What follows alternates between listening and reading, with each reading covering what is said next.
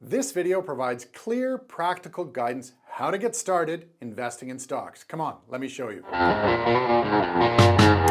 Hi, I'm Lachlan Campbell, the founder of Mad Success, empowering you to financial freedom. What that means for you is a life without money worries. Is that hard to imagine? Well, let's change that. With Mad Success, through our financial literacy, education, and coaching programs, you'll learn the languages of money. Understand why you stress about money, how to reduce that stress, improve your financial health, and ultimately live a happier, wealthier, more fulfilled life. Learning how to invest is step 12 in the Mad Success 12 Steps to Financial Freedom program, because by the time you're ready to invest, you should have a well-established emergency fund, be out of debt, you're building savings based upon established savings goals, and now you're ready to put your money to work for you so you can achieve long-term goals and dreams through investing. Because most dreams need to be financed, and investing in stocks is a great way to grow your wealth over the long term. If you're still unsure as to why you should invest in stocks, please watch that video. The link is here and in the description below. So, if you're ready to invest in stocks but don't know how, listen up. I'll use base case data for the United States because there's an abundance of information available and because they have the two largest stock markets in the world, the New York Stock Exchange and the NASDAQ Stock Exchange, which pretty much all new investors will end up investing in one way or the other. Getting started investing in the stock market today is easier than ever, and you can start investing with as little as $1 US. Yes, literally $1. That's it. But did you know that 89% of all US stocks are owned by America's top wealthiest 10%, which means most people are not invested in stocks. And there's several reasons for that. First, 69% of all Americans have less than $1,000 in savings. And if you account for money set aside for emergencies, it does not leave much money for investing, let alone in stocks. Second, fear and uncertainty by not knowing how to invest in stocks holds them back, because we're not taught how to invest in school. So when you start earning and saving your money, we don't actually know what to do. Am I right? For many people, this fear of not knowing what to do stops them from investing in stocks, fearing they'll make a mistake, lose the money that they have to invest in or it's all too intimidating. I hope this video will enable you to put aside those fears with the necessary how to get started knowledge. This is not rocket science, but I know it's intimidating. There's all sorts of language and jargon and so on, and I'm going to try and simplify that for you. Look, this is not a video providing stock investment advice. This is a practical guide how to get started investing in stocks, including what factors to consider when you choose a brokerage account so that you can start investing with some degree of confidence. The first step to stock market investing is to open a brokerage account with an online stockbroker, and there are a number of factors that you can consider. The first is age. While most of you will be over the age of 18, some parents here may want to open an account for their children. In the United States, you have to be at least 18 years of age to trade stocks, ETFs, mutual funds, and other tradable investments. Some states it's even 21 years of age. But if you are a parent or a guardian in the United States, you can open what's called a custodial account for an underage child, for them to have investments in their name that you oversee. The child can take over the account when they become the legal age. Please check the rules in your country. They're likely to be similar. For example, in the UK, a person must be 18 to invest, but a parent or guardian can open what's called a junior individual savings account, or junior ISA, for stock investing on the child's behalf, which transfers over at 18 years of age. The second online broker factor to consider is the minimum account size required. How much money do you have to put in to the account in order to open the account? Many online brokers have a zero account minimum size. So you can open an account with no money or as little as $1 to get started. And that's pretty great.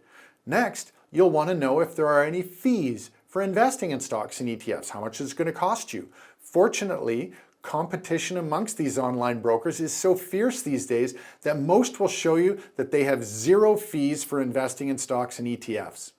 You'll also want to know what investment types the online brokerage provides. Many of the newer platforms provide stocks and exchange-traded funds, ETFs, only. Or they may include some cryptocurrencies to trade, but some are not full-service brokerage platforms, meaning they don't offer you the ability to buy mutual funds or more sophisticated investments and derivatives, such as bonds, options, futures, forwards, and the like, which if you're just starting out, you don't need. But mutual funds may be something you want to invest in. Another online brokerage factor to consider is fractional share investing. This is a fantastic new way of opening up the world of stock investing if the amount of money that you have to invest is relatively small, and you want to invest in your favorite company, but you don't have enough money to even buy a single share of the company, such as with Amazon, which as of a couple days ago was $2,910 per share. Fractional investing allows you to invest as little as $1 to obtain a small piece or fraction of that single stock. The safest way to invest your money in stocks is to buy a broad index ETF like the S&P 500 because it provides your money with the most diversified portfolio that is available.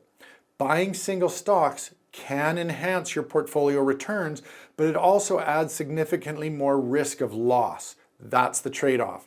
The higher the risk, the greater the potential for gains and losses. Index investing is the safest way to start investing in stocks, and it is what I recommend for new investors. Many full-service brokerages also offer tax-free investor accounts, such as Roth or IRA accounts in the US or RRSP-eligible accounts in Canada, for example.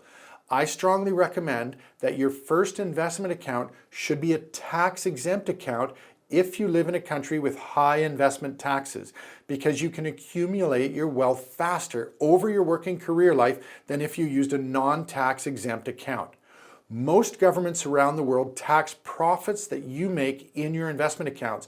On trading gains, that's the buying and selling. If you bought low and sold high and made a profit, you'll be taxed on those gains in most countries, as well as the receipt of income into your account from dividends and interest.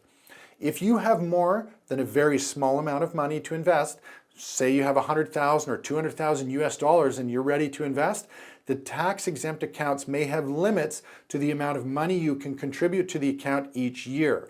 In that case, look to maximize your tax-exempt limits across the different tax exemption scheme accounts available in your country, and then open a regular brokerage account to keep investing after that. Lastly on this list, depending on where you live, may determine which country's stock markets you can invest in through your online brokerage. Not every stock market is available on every online brokerage, so do your homework so that you know which markets you can invest in. Most people will want to invest in the US, but others may want to invest in stock markets listed in the UK, in Europe, Asia, Australia, Canada, and elsewhere, especially if they live in those regions or countries. Once you've considered these and other factors, it's time to decide which online brokerage you want to use. So let's take a look at a few. But remember, the country you live in will determine which online brokerage platforms are available for you to consider to get started investing in stocks. In countries like the US, UK, Canada, Australia, and other major Western countries, there's a lot of choice. In Asia, South America, Africa, and in developing economies, the choices will differ and likely be much more restricted. So please check online to see which online stockbrokers are available where you live and use the factors that I've shown you to make a decision. So, continuing with our US example, I created a top 10 list of online stockbrokers that are considered to be the best for new investors based on a number of industry surveys presented in alphabetical order. Remember, if you live outside the US, some or all of these may not be available in your country, so please double check which online brokers are available where you live.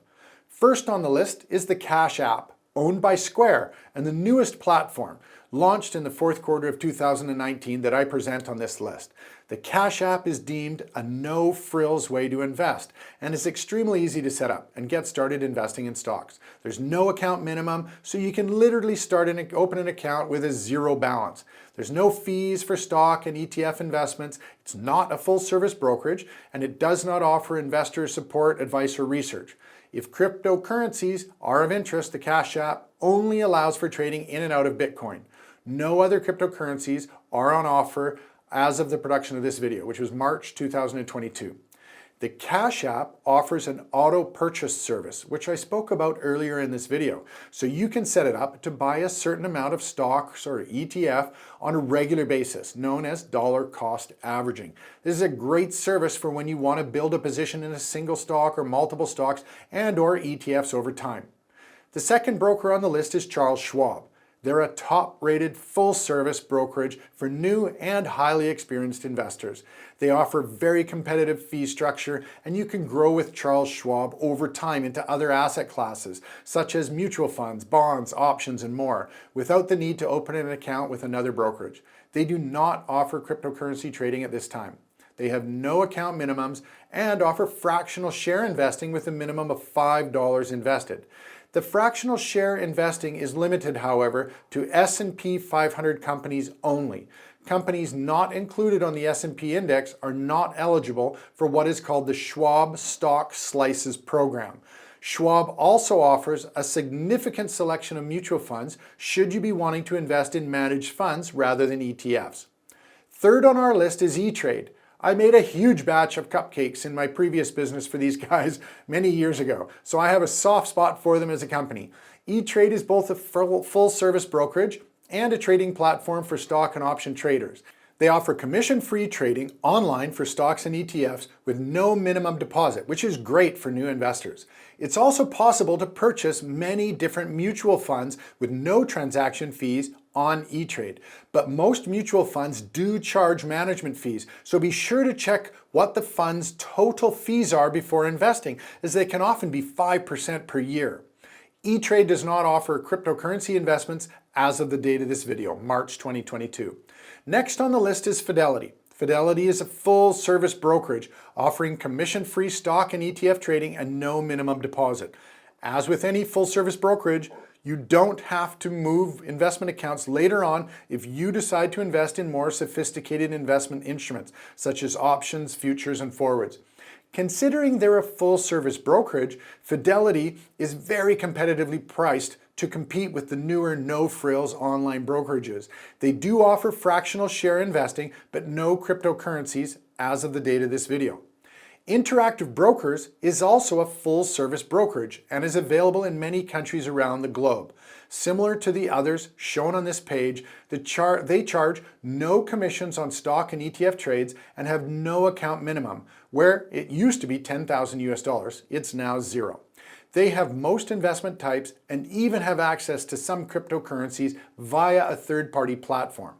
Number 6 on this alphabetical list is Bank of America's Merrill Edge brokerage platform. Again, zero money down to open an account, zero commissions to trade stocks and ETFs. They're a one-stop brokerage with most investment types, including options, etc. Because the brokerage is backed by global banking giant Bank of America, the account can be linked to most B of A bank accounts. They're also known for excellent customer service and offer third-party research in case you're looking to invest in single stocks. Robinhood is one of the new generation of online brokers developed for new investors in particular. They offer fractional share investing in stocks. As well, they offer investing in ETFs, cryptocurrencies, and surprisingly, options, but no mutual funds. Zero minimum to get started, zero commissions on stocks, ETFs, and crypto. They are not a full-service brokerage. If you want to eventually invest in mutual funds, bonds, and other sophisticated investment types, you would need another brokerage account. Not to be outdone, SoFi's investing experience is excellent, with zero account minimums. There are no trading commissions on stocks and ETFs. They offer a limited selection of cryptocurrencies and charge a 1.25% fee for trading in them. Mutual funds are not available, nor are options and other sophisticated investment types. Fractional stock investing is available with a minimum $5 US. SoFi does offer US tax-efficient IRA and Roth IRA accounts, unlike some of the other low-frills brokerages. TD Ameritrade is next and is a top-rated full-service brokerage. Again, no account minimums and no commissions on stock and ETF trades. They have excellent customer service. I know firsthand, as I used to have an account with them until they closed in my area after being acquired by Charles Schwab in 2021. Cryptocurrencies are not available as of the date of this video, but as a full-service brokerage, you can buy most other product types and access many global markets. They offer a large selection of mutual funds, offer a broad spectrum of third-party stock research, as well as tax-exempt accounts. Webull is last on our top 10 online stock brokerage list for new US-based investors. They pride themselves on the technology behind their platform. Like the others, they charge no commissions on stocks and ETFs, but 1% on crypto trades.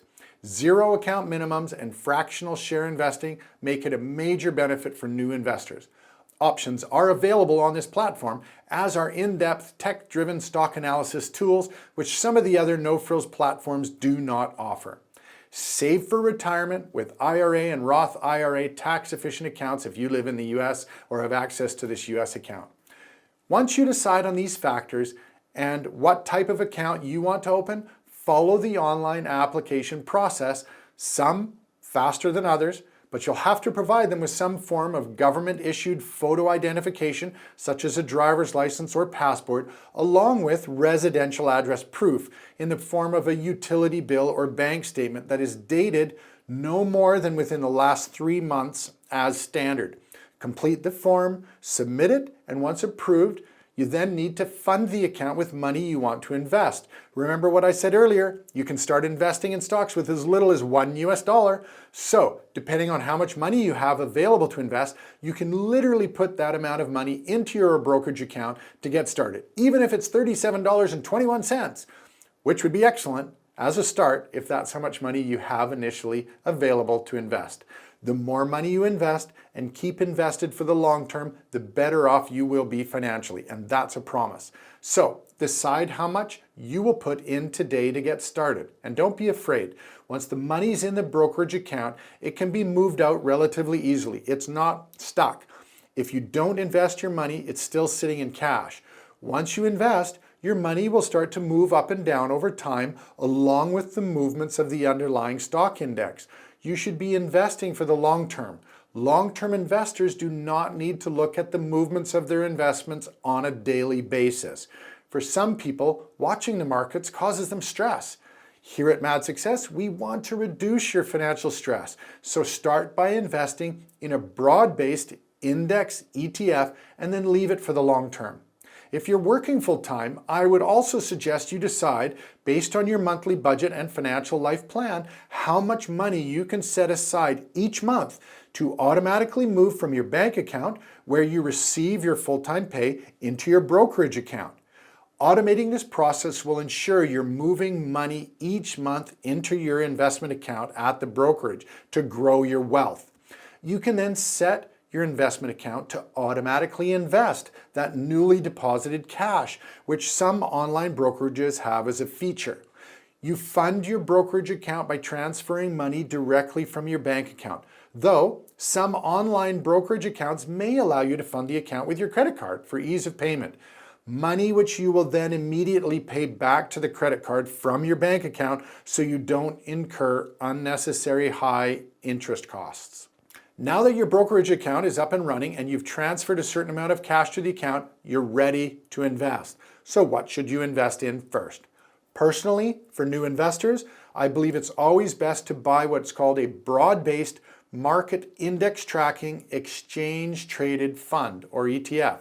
That was a big mouthful. Market tracking, exchange trading, you get the idea. It's an ETF as your first investment, such as one of the S&P 500 stock index ETFs. ETFs minimize your investment risk by providing you with a diverse pool of companies in a single fund. You can buy and sell ETFs through your brokerage account just as you would a single stock. There are two top S&P 500 index ETFs available that I like, and one is the Vanguard S&P 500 ETF. The stock ticker is VOO. So when you have your new account set up, there'll be a little space where you can type in VOO, and the information for the Vanguard S&P 500 ETF will come up. And it'll ask you to buy or sell. And you can choose buy and decide how much money you're going to put into that ETF. The other ETF is the SPDR S&P 500 Trust ETF. The S&P 500 Index ETF is a benchmark top-tier ETF that gives you exposure to a pool of 500 of the largest companies in the US stock market, which effectively represents the entire US stock market because of how diversified the index is across, all the different industries. Both the VOO and SPY ETFs have very low fees, but the VOO fee is slightly lower than the SPY fee at 0.03% versus 0.09% respectively.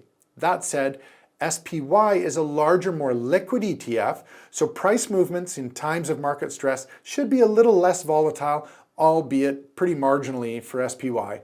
Both are top-tier ETFs, and they both track the S&P 500, so you can't go wrong. New investors like you start their investment journey by placing their money, investing into index ETFs for diversification of risk purposes. This is the least risky way to start investing in the stock market. Historically, the S&P 500 index, since its launch in 1957, has provided an average 10.5% investment return through to the end of 2021. That return is not guaranteed every year, but some years the index is significantly higher than 10.5%. Other years it can be down in negative territory as a loss. But if you invest and hold your money in this index over long term, you can expect to have solid long-term investment returns. This is even how Warren Buffett recommends you invest.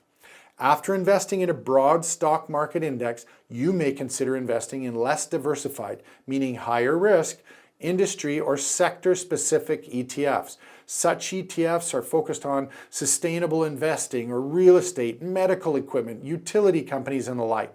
Or you might consider investing in country-specific ETFs like the UK, Japan, or Brazil. These ETFs focus on a broad selection of stocks based on certain criteria for each specific country. So be sure to do your research into the ETF. There's lots of websites available giving free information about how to invest in ETFs and what ETFs to look for. If you think of a specific company, there's likely an ETF combining all or many of the stocks with similar features to that company from the same sector or country or the size of the company. ETFs are fun to explore, and they allow you to invest in countries or industries that you may have a high conviction or belief in for investing. Learning how to invest once your account is set up is a lifelong pursuit to gain knowledge, confidence, and increasing expertise. Gaining and understanding how much risk you're willing to take in your portfolio, what is known as your risk tolerance, is very important so you can sleep at night and are not invested in stocks and other investments that you don't understand and that could put your money at more risk than what you're comfortable with. That's it for me. Thanks for watching. I hope this was value added. If it was, please hit the like button, subscribe to the Mad Success channel, and please share this video with friends, family, or colleagues that could also benefit.